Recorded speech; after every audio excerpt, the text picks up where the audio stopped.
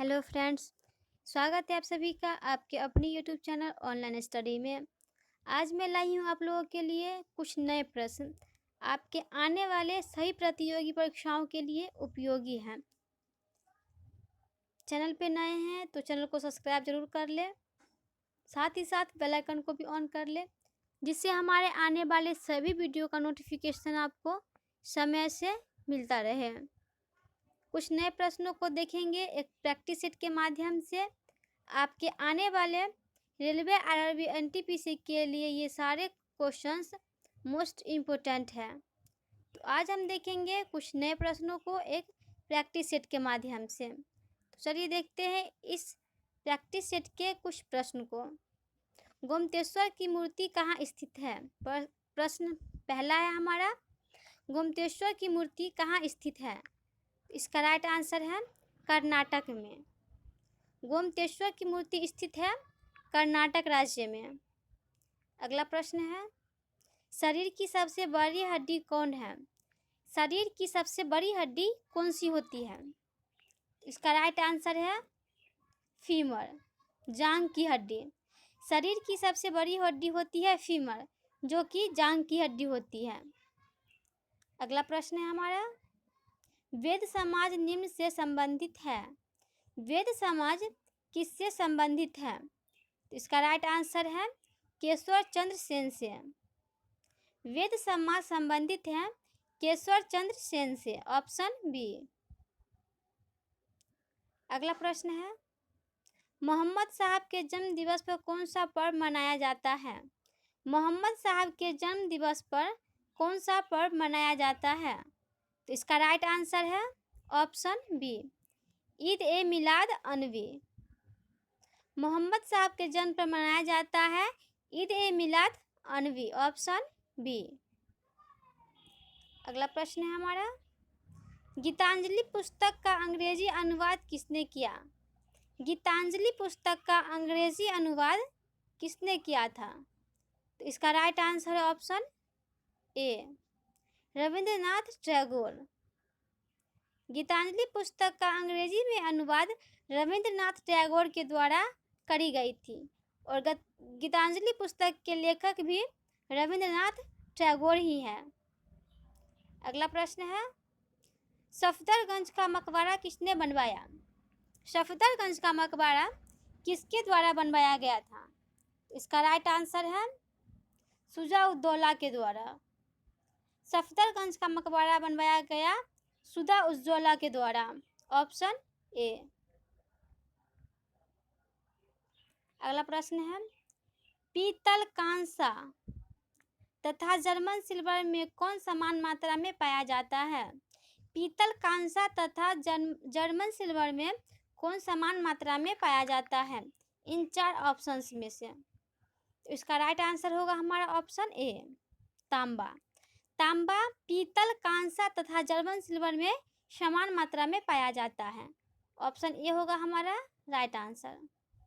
अगला प्रश्न है, बृहस्पति ग्रह का अध्ययन करने वाला उपग्रह कौन है? बृहस्पति ग्रह का अध्ययन करने वाला उपग्रह कौन है? तो इसका राइट आंसर है वाइजर फर्स्ट। बृहस्पति ग्रह का अध्ययन करने वाला उपग्रह है वाइजर फर्स्ट, ऑप्शन डी होगा इस प्रश्न के लिए हमारा सही उत्तर। अगला प्रश्न है, निम्नलिखित में से कौन विषाणु द्वारा होने वाली बीमारी है?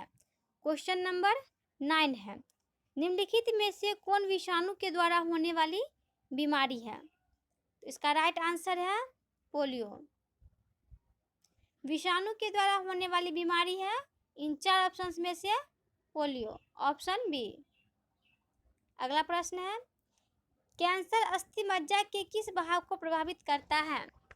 कैंसर अस्थि मज्जा के किस भाग को प्रभावित करता है?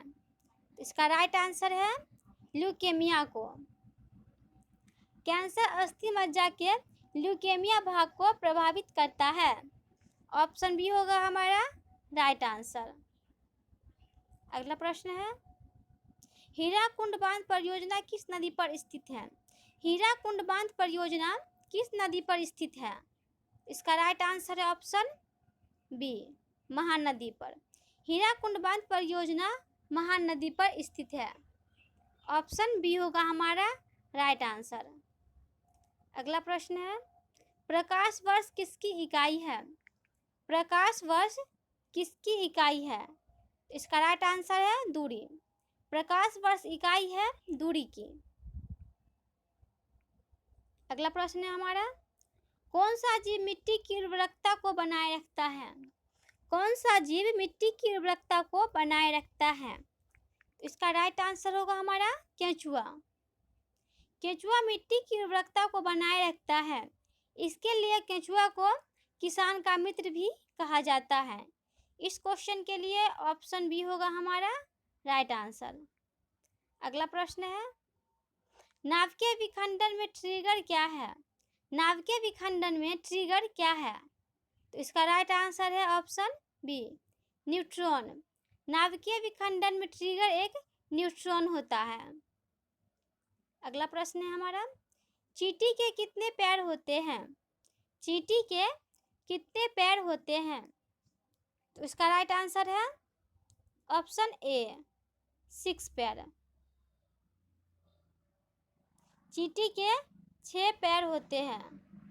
ऑप्शन ए होगा हमारा राइट आंसर 6। अगला प्रश्न है, खंबार की खाड़ी किसके बीच स्थित है? खंबार की खाड़ी किसके बीच स्थित है? इसका राइट आंसर है ऑप्शन डी भावनगर और सूरत के बीच। खंबार की खाड़ी स्थित है भावनगर और सूरत के बीच। अगला प्रश्न है हमारा, किस अधिनियम द्वारा कंपनी अधिनियम समाप्त किया गया?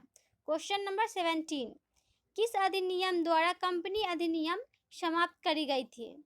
इसका राइट आंसर है 1857 अधिनियम के तहत कंपनी अधिनियम समाप्त करी गई थी। ऑप्शन बी होगा इस प्रश्न के लिए हमारा राइट आंसर। अगला प्रश्न है, किसमें लगभग 100 गुफाएं हैं? किसमें लगभग 100 गुफाएं हैं? तो इसका राइट आंसर है ऑप्शन सी कन्हेरी की गुफा में लगभग 100 गुफाएं हैं। अगला प्रश्न है, लोक लेखा समिति अपनी वार्षिक रिपोर्ट किसे पेश करती है? लोक लेखा समिति अपनी वार्षिक रिपोर्ट किसे पेश करती है? इसका राइट आंसर है ऑप्शन बी संसद को। लोक लेखा समिति अपनी वार्षिक रिपोर्ट पेश करती है संसद को। ऑप्शन बी होगा इस प्रश्न के लिए हमारा राइट आंसर। अगला क्वेश्चन है, पंचायती राज का सबसे छोटा अंग है? पंचायती राज का सबसे छोटा अंग कौन सा है? तो इसका राइट आंसर होगा हमारा ग्राम पंचायत। पंचायती राज का सबसे छोटा अंग है ग्राम पंचायत। ऑप्शन डी होगा इस प्रश्न के लिए हमारा सही उत्तर।